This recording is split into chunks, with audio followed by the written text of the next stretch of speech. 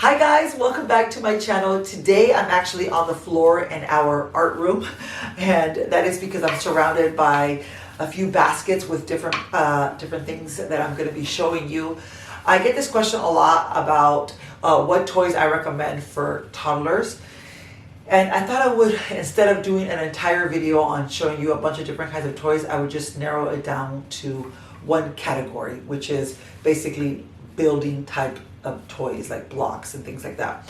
I get a lot of inspiration from not only books that I read on early childhood education, but I also get a lot of inspirations from other moms that I watch on YouTube, from other moms on Instagram, from friends. But mainly I get inspiration from my own kids by watching them, seeing what toys have grown with them and what toys that they have loved.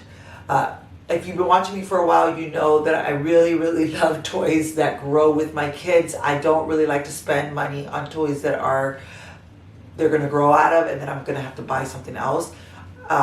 We have had those before, and some of them I still have because I'm a little bit sentimental. I like to keep certain toys, like for example, their baby teethers. I kept those because when they get older and they have their own families, I want them to be able to give them to their kids. I have some things that my parents kept for me, and I don't know, I'm sentimental like that. So I am going to be showing you some alternatives to your typical type of blocks, which I am going to also show you, because I've gotten this question a lot on my Instagram, and it's usually through a DM, and a lot of times it'll be something like, do you think it's this, for example, this wooden rainbow is worth over $100 and something?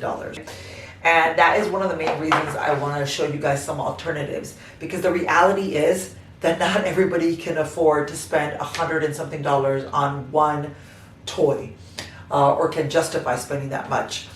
I know that for me and for some of us, we like to save some of our money and just buy our kids good quality toys, heirloom toys, instead of buying a bunch of kind of crappy plastic toys that are eventually going to break. But even so, I know growing up from my experience that my parents did not have a lot of money, and they would have never considered spending $100 and something on one toy. We love this toy. My kids play with it all the time. But I'm just saying that for us, play consisted of outdoor play mostly. We were outside all the time. My mom would give us pots and pans and bowls and spoons, a bunch of stuff that was basically in her kitchen, and we would take it outside and fill them with mud and water and leaves and flowers, all kinds of things that we would find in our backyard. And it was fun, and I have fond memories of my childhood. So, and I was okay without this rainbow, even though I do love it. Sorry, I know my intros tend to be long. I always have something to say in the beginning. I'm sorry. All right, so if you've been following my channel, you know that one of my favorite types of toys for my kids are building toys, blocks, wooden blocks. And I'm going to show you a few of them. Some of them I don't have with me right now, but I'm going to put in some footage so you can kind of see. Now, when my children were younger, when they were toddlers, I started off with smaller blocks, smaller wooden blocks, kind of like the size that most people are used to seeing. These are Tegu blocks, but I started off with just regular wooden blocks that were like this size. Tegu blocks are expensive, in my opinion. Well, they can be expensive. I got ours. I got this entire, this bag is full of them. I got them at Home Goods for a lot cheaper than I probably would have found them on Tegu.com or Amazon. But anyways, a few just basic wooden blocks, and I think the ones that we have are from the Wooden Story. I think that's what they're called. I see them all the time, not that specific brand, but I see blocks all the time on Facebook Marketplace. I always try to find toys used first before I buy them new. That's just me.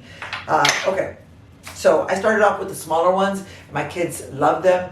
And for young children, these types of toys are great for spatial reasoning, also really good for gross and fine motor skills.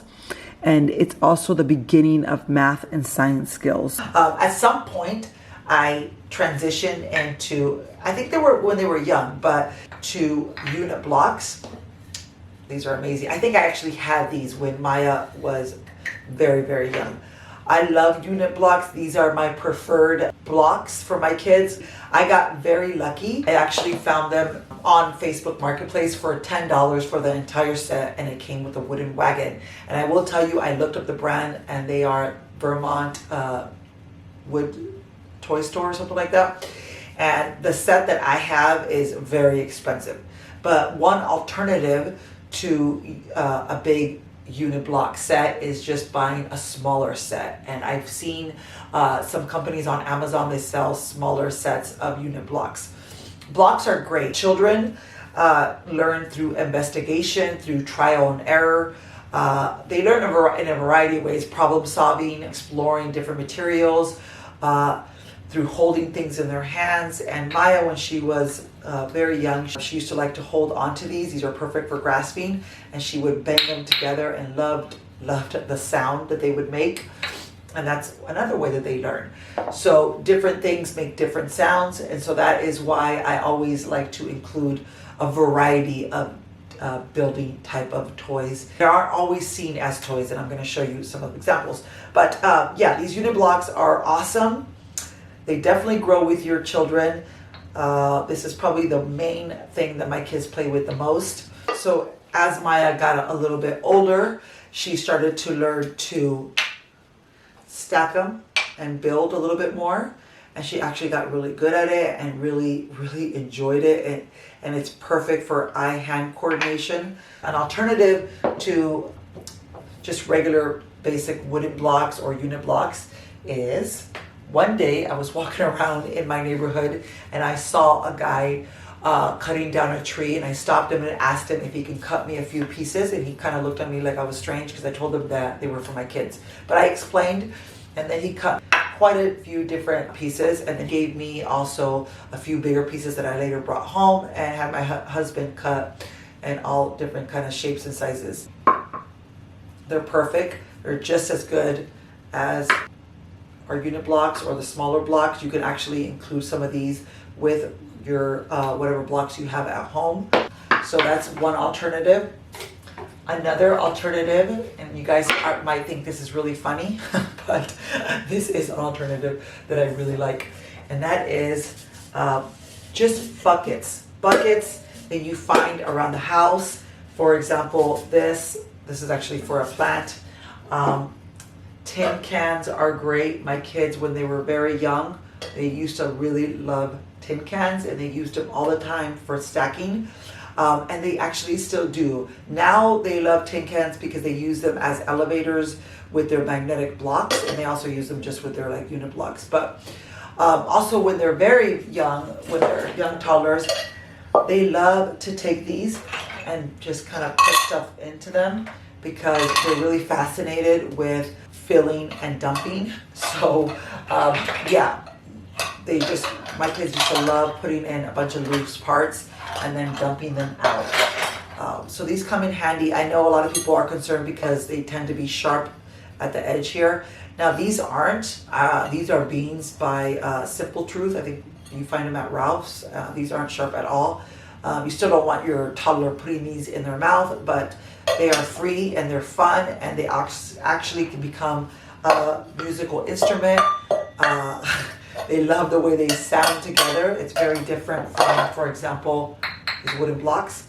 So I definitely recommend including things that you have around your house, like pots and pans are perfect for young toddlers.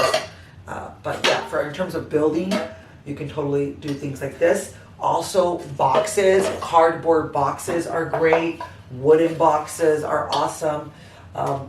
Yeah, I don't have any right now here, but yeah, I have like some cardboard boxes.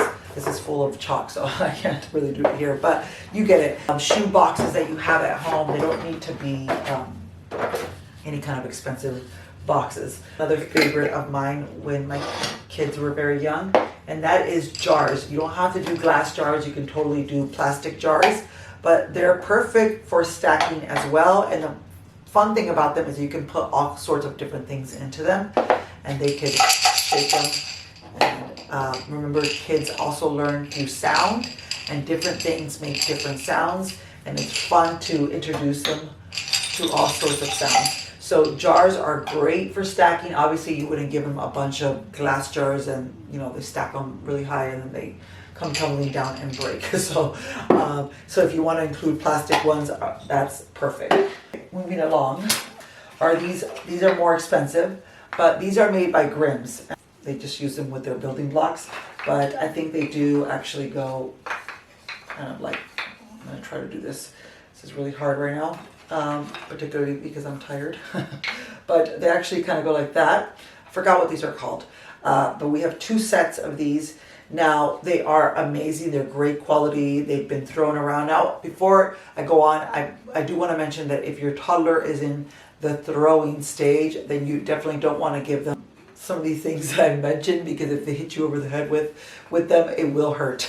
But, all right. My kids have always loved these, even when they were young toddlers and even now. They're not as expensive as like the Grimm's Rainbow, for example, but these are awesome.